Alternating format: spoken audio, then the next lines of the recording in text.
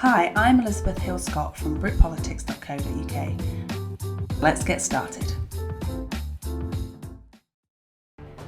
Yes, it's now time for the one from the tapestry and the arrow in the eye of poor Harold.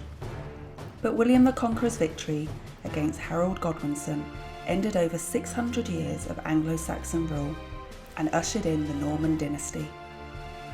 The battle on the 14th of October 1066 was close run over 9 hours until they took down poor Harold.